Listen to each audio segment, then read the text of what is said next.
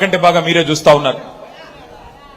ఈ మధ్యకాలంలో గౌరవ ముఖ్యమంత్రి రేవంత్ రెడ్డి గారు ఒక టీవీ ఛానల్ కి ఇంటర్వ్యూ ఇచ్చారు బెంగళూరులో.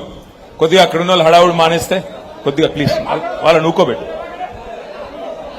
అయ్యా అక్కడ ఎందుకు అంత హడావుడి? కొద్దిసేపు ప్లీజ్, కొద్దిసేపు మనసు పెట్టి వినండి. ఒక టీవీ ఛానల్ కి ఇంటర్వ్యూ ఇచ్చారు. అందులో ఏం చెప్తాడు ఆయన? Hitler is my inspiration, Hitler నాకు స్ఫూర్తి. ఆయన అంటాడు అందులో, ఐ డెమాలిష్డ్ లైక్ ఎనీథింగ్. ఇష్టం వచ్చినట్టు కూలగొట్టినా మేం చేసిన demolition compare with Iran, Israel. నేను ఇంగ్లీష్లో చెప్పినా మళ్ళీ తెలుగులో చెప్తా. ఎవడన్నా బుద్ధున్నోడు నాకు రావణాసురుడు, నరకాసురుడు స్ఫూర్తి అంటాడా? వాడే ఆదర్శం అంటాడా? మరి అట్లాంటి వాడు హిట్లర్. వాళ్ళకి మించిన రాక్షసుడు హిట్లర్. అట్లాంటి హిట్లరే నాకు ఆదర్శం. ఆ హిట్లర్ నాకు ఆదర్శం ఈయనకు వచ్చిరాని బట్లర్ ఇంగ్లీషులో మళ్ళీ గొప్పగా చెప్తా ఉన్నాడు. చెప్పడమే కాదు, ఐ డెమాలిష్డ్ లైక్ ఎనీథింగ్. నేను కూలగొట్టేసిన, మొత్తం విధ్వంసం చేసిన అన్నాడు. ఒక్కసారి మా పాలేరు బిడ్డలందరినీ నేను అడుగుతా ఉన్నా, గుర్తున్నదా వెలుగు మట్ల? ఎన్ని ఇండ్లు కూలగొట్టిండు ముఖ్యమంత్రి? 1000 ఇండ్లు. రాత్రికి రాత్రి ఒక రాక్షసుడు లాగా 3 జిల్లా మంత్రులు, ముఖ్యమంత్రి కూడబలుక్కొని ఎస్సీ, ఎస్టీ, బీసీలు కట్టుకున్న ఒక కాలనీని అర్ధరాత్రి వాళ్ళ అనుయాయుల కోసం, వాళ్ళ అనుచరుల కోసం, వాళ్ళ రియల్ ఎస్టేట్ దందా కోసం వెలుగుమట్లలో 1000 ఇండ్లు కూలగొట్టి ఇవాళ దాన్ని గొప్పగా చెప్పుకుంటున్నాడు ముఖ్యమంత్రి. ఐ డెమాలిష్డ్ లైక్ ఎనీథింగ్ అని చెప్పి ఇవాళ ఒక శాడిస్ట్ మాదిరిగా చాలా నికృష్టంగా మాట్లాడుతున్నాడు ముఖ్యమంత్రి. యుద్ధం మిగిల్చే విషాద ఛాయల్ని అది తన కీర్తి కిరీటంలో అదో కలికితురాయిలాగా చెప్పుకుంటా ఉన్నాడు రేవంత్ రెడ్డి. పేదలు రోడ్డున పడితే, ఆడబిడ్డలు కాళ్ళు విరిగి కాళ్ళు నొచ్చి ఆ రోజు ఖమ్మంలో కుంటుతూ పరిగెడుతుంటే ముఖ్యమంత్రికి అది పైశాచిక ఆనందం అందిస్తున్నదంట. ఆయనే చెప్తున్నాడు, ఇది నేను చెప్పడం కాదు. వీళ్ళు ఏడుస్తుంటే నాకు సాడిస్టిక్ ప్లెజర్ అనిపిస్తున్నది అని చెప్తున్న పరిస్థితి. ఇక ముఖ్యమంత్రి ఏమో హిట్లర్ అని చెప్పుకుంటే, మీ ఖమ్మం జిల్లాలో ఉన్న 3 మంత్రులు హిట్లర్ దగ్గర పనిచేసే గోబెల్స్ నే మించిపోయినారు. దండుపాలెం ముఠాకు నాయకుడు రేవంత్ రెడ్డి అయితే, దండుపాలెం బ్యాచ్ కు నాయకుడు రేవంత్ రెడ్డి అయితే, ఇక్కడ 3 ముఖ్య అనుచరులు తిష్ట వేసుకుని కూర్చున్నారు. అందులో మరీ ముఖ్యంగా మీ పాలేరు నుంచి ప్రాతినిధ్యం వహిస్తున్న ఆయన. ఇక ఆయన గురించి అయితే చెప్తా. పుష్కర కాలం నీళ్లతో, నిధులతో, సంక్షేమ పథకాలతో, రైతు కన్నీరు లేకుండా పుష్కలంగా మరి పంటలతో విలసిల్లిన తెలంగాణ ఇవాళ ఈ ముష్కరుల పాలనలో ఇబ్బందుల పాలయ్యింది. వాస్తవమా కాదా మీరే ఆలోచన చేయండి. 12 ఏళ్ల తర్వాత ఇవాళ ఒక్క మాట నేను అడుగుతా ఉన్నా. ఒకవైపు రాష్ట్ర రెవెన్యూ మాత్రం పడిపోతా ఉన్నది, రాష్ట్ర రెవెన్యూ తగ్గుతున్నది.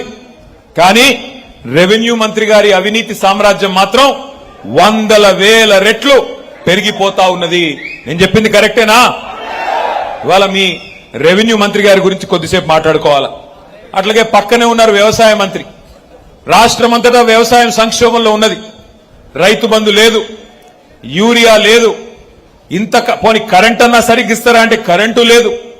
అట్లాగే మరి మీరు రైతు బంధు ఇవ్వకపోయినా, రైతు బీమాకి డబ్బులు కట్టకపోయినా, యూరియా ఇవ్వకపోయినా, కష్టపడి ఆరుగాలం కష్టపడి రైతు పంట పండిస్తే 60 రోజుల పాటు కనీసం ధాన్యం కొనే దిక్కు లేదు. వ్యవసాయం సంక్షోభంలోకి పోతా ఉంటే వ్యవసాయ మంత్రి గారి అక్రమాలు మాత్రం రోజుకొక్కటి బయటకు వస్తా ఉన్నాయి. అట్లాగే ఒకవైపు రాష్ట్ర ఆర్థిక వ్యవస్థ కుప్పగొలుతుంటే ఆర్థిక మంత్రి, డిప్యూటీ సీఎం గారి ఆదాయం, కమిషన్ల దందాలు మాత్రం జోరుగా జరుగుతా ఉన్నాయి. 3 మొనగాళ్లు కాదు, 3 మోసగాళ్ల నాయకత్వంలో ఖమ్మం జిల్లా ఈ రోజు దివాలా తీసే పరిస్థితి వచ్చింది. వాళ్ళకు అర్థమైపోయింది పాలేరులో ఇక్కడ వస్తున్న స్పందన, పాలేరులో ఇవాళ కందాల ఉపేందర్ రెడ్డి గారిని గుర్తు చేసుకుంటున్న పద్ధతి, ఇది చూస్తా ఉంటే వాళ్ళకు అర్థమైంది. మా కేల్ ఖతం, దుకాణం బంద్, కాంగ్రెస్ మళ్లీ గెలవదు, అందుకే దీపం ఉన్నప్పుడే ఇల్లు చక్కబెట్టుకోవాలని చెప్పి ఇష్టం వచ్చినట్టుగా విచ్చలవిడి దోపిడి. 1 కాదు 2 కాదు. మీ బాంబుల మంత్రి గురించి చెప్పాలంటే పొంగులేటి కాదు, ఆయన పేరు బాంబులేటే. ఆయన గురించి చెప్పాలంటే ఎంత సంపాదించాడంటే ఆ నోట్లు లెక్కబెట్టే మెషిన్లు ఉంటాయి చూడు, నోట్లు లెక్కబెట్టే మెషిన్లు కూడా అలసిపోయేంత అక్రమ సంపాదన మీ మంత్రి గారు. ఒకటి కాదు, రెండు కాదు, తెగించినాడు. నేనేదో ఊరికే చెప్పడం లేదు. ఇప్పుడే ఒక చిన్న వీడియో కూడా మీకోసం తెచ్చినా, ఆ వీడియో కూడా మీకు చూపెడతా. పొంగులేటి గారి అవినీతికి సంబంధించిన వీడియో వేయాలమ్మా.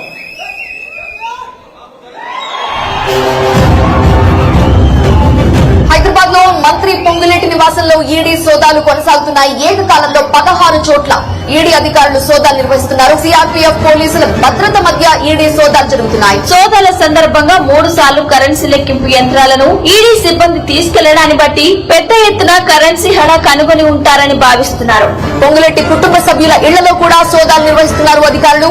పొంగులేటి సోదరుడు, ఆయన కుమారుడు, ఆయన కూతురు ఇళ్లలో కూడా సోదాలు చేస్తున్నారు ఈడీ అధికారులు. రాయదుర్గం రాఘవ కన్స్ట్రక్షన్స్ కార్యాలయంలో తనిఖీలు చేపట్టారు. హిమాయత్ సాగర్ లోని కూడా ఈడీ అధికారులు తనిఖీలు చేస్తున్నారు. పొంగులేటి ఫామ్ హౌస్ లో సోదాలు నిర్వహిస్తున్నారు అధికారులు. కోత్వాల్ గూడ సరిహద్దులో మంత్రి పొంగులేటికి చెందిన రాఘవ కన్స్ట్రక్షన్స్ కంపెనీ అక్రమ కృషులను యథేచ్ఛగా నిర్వహిస్తోంది.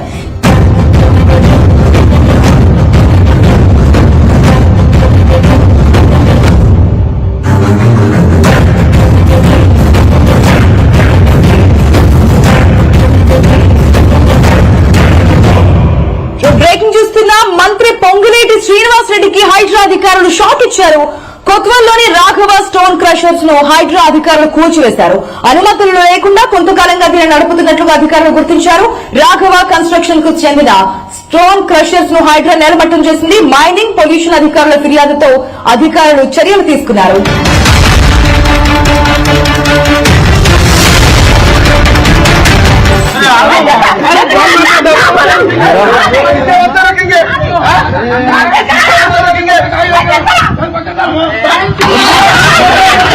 భూములన్నీ దోసుకుంటుండు. నా పొలంలోకి నేను ఓనికి గేటు పెట్టేసిండు. గేటు పెట్టేద్దాన్ని అడ్డం పోతే మా ఆయనను కొట్టిర్రు. వేరే బోన్సర్లను పెట్టి కొట్టిస్తారు, ఒట్టేస్తారు దెబ్బ కనిపించకుండా. జూన్ లో he brought mister Ponguleti Harsha Reddy మా ఇంటికి తెచ్చింది. ఒక వీక్ 2 వీక్స్ తర్వాత he brought his father Shri Ponguleti Srinivas Reddy to our house residence. courtesy call or whatever you say, it was introduction clause, but మాకు later on తెలిసిన ఇంటిమినేది. later on it was a fear psychosis మా మీద. ఒక రాత్రి 30th కు 30th knight of October మాకు information ఇస్తా ఇక్కడ చాలా 6-7 జేసీబీ వచ్చినాయి రాత్రి. మనం ఫ్యామిలీ ఇంటిలో ఉన్నాయి. బ్రేకప్ చేస్తేనే మా స్టాఫ్ కు భయం పెట్టి under the flat and held inside the farm. ఆయన భూమి మా చుట్టూ మొత్తం ల్యాండ్ కు జేసీబీతో గుల్లగొట్టినాయి. We were helpless. అసెంబ్లీలో కూడా